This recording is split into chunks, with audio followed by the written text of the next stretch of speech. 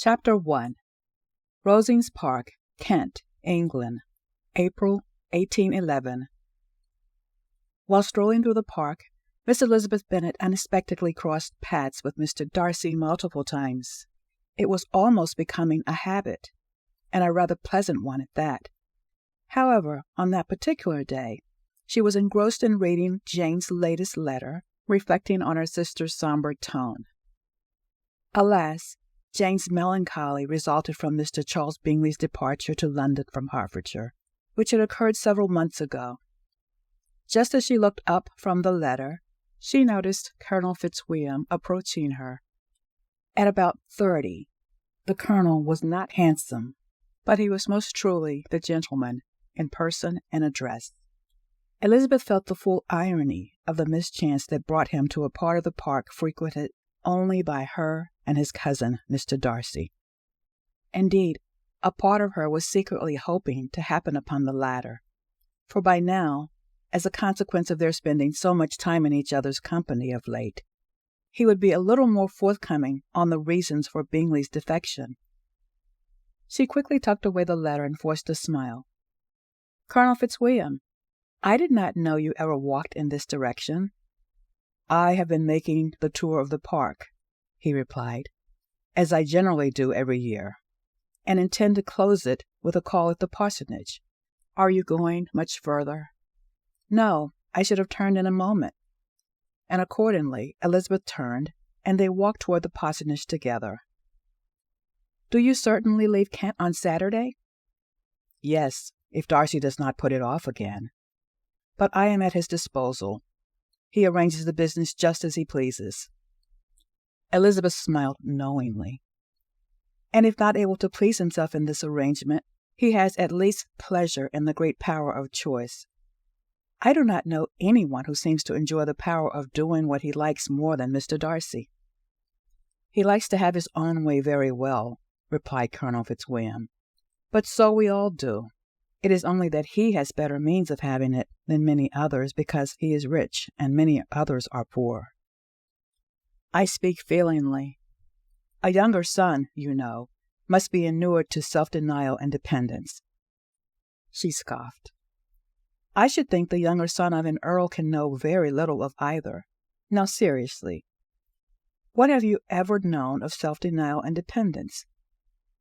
When has want of money prevented you from doing whatever you choose or procuring anything you had a fancy for? These are home questions, and perhaps I cannot say that I have experienced many hardships of that nature, but I may suffer from want of money in matters of greater weight. Younger sons cannot marry where they like." "Unless where they like women of fortune, which I think they very often do. Our habits of expense make us too dependent, and there are very few in my rank of life who can afford to marry without some attention to money." "Is this response meant for me?" She colored at the idea. Recovering herself, Elizabeth said, "Pray, what is the usual price of an earl's younger son? Unless the elder brother is very sickly, I suppose you would not ask above £50,000. He answered her in the same style, and the subject dropped. Curiosity unveils truths that comfort often conceals. To interrupt a silence that might make him fancy her affected with what had passed, she soon afterwards said, "I imagine your cousin brought you here with him for the sake of having a constant companion. It is strange that he is not yet married to secure a lasting arrangement of that kind. But perhaps his sister does as well for the present.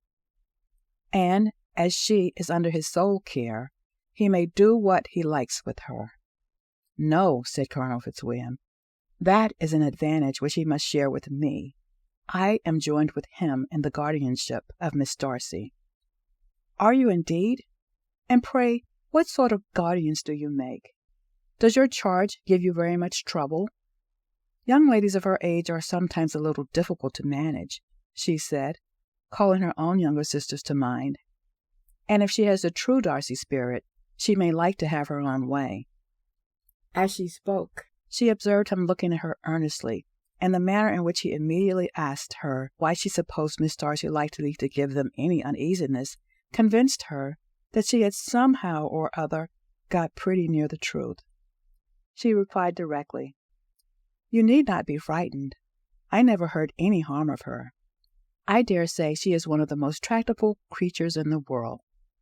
She is a very favorite with some ladies of my acquaintance, Mrs. Hurst and Miss Bingley," Elizabeth said, recalling the pernicious sisters lauding that Miss Darcy does not have an equal for beauty, elegance, and accomplishments, along with their hope of her one day being their sister. "I think I have heard you say you know them." "I know them a little. Their brother is a pleasant, gentlemanlike man. He is a great friend of Darcy's." "Yes," Elizabeth said. "Mr. Darcy is uncommonly kind to Mr. Bingley, and takes a prodigious deal of care of him." "Care of him?" "Yes, I believe Darcy does take care of him in those points where he most wants care. From something he told me on our journey hither, I have reason to believe Bingley is very much indebted to him. But I ought to beg his pardon, for I have no right to suppose that Bingley was the person meant. It was all conjecture." "What is it you mean?" "It is a circumstance which Darcy would not wish to be generally known, because if it were to get round to the lady's family, it would be an unpleasant thing." "You may depend upon my not mentioning it. And remember, I have not much reason for supposing it to be Bingley. What he told me was merely this, that he congratulated himself on having lately saved a friend from the inconveniences of a most imprudent marriage, but without mentioning names or any other particulars. And I only suspected it to be Bingley from believing him the kind of young man to get into a scrape of that sort, and from knowing them to have been together the whole of last summer." "Did Mr. Darcy give you reasons for his interference?" Elizabeth asked, trying to ignore the sinking feeling in her stomach. "I understood there were some very strong objections against the lady," he said, his voice low. "I cannot help but wonder what methods Mr. Darcy had used to drive a wedge between them. Was it all a ploy? Did he truly have genuine doubts about the lady's character? Or perchance his motives were more personal?" Elizabeth asked, her busy mind swirling with conflicting thoughts, not the least of which was the notion of his saving his friend for his sister, as the Bingley sisters had suggested. "He did not talk to me of his own arts," said the Colonel. "He only told me what I have now told you." Elizabeth gave no reply, walking on with her heart swelling with indignation. After watching her a little, her walking companion asked her why she was so thoughtful. "I am thinking of what you have been telling me. Your cousin's conduct does not suit my feelings. Why was he to be the judge? You are rather disposed to call his interference officious. I did not see what right Mr. Darcy had to decide on the propriety of his friend's inclination, or why, upon his own judgment alone, he was to determine and direct in what manner his friend was to be happy. But," she continued, recollecting herself, "as we know none of the particulars, it is not fair to condemn him. It is not to be supposed there was much affection in this case. That is not an unnatural surmise. But it is a lessening of the honor of my cousin's triumph very sadly."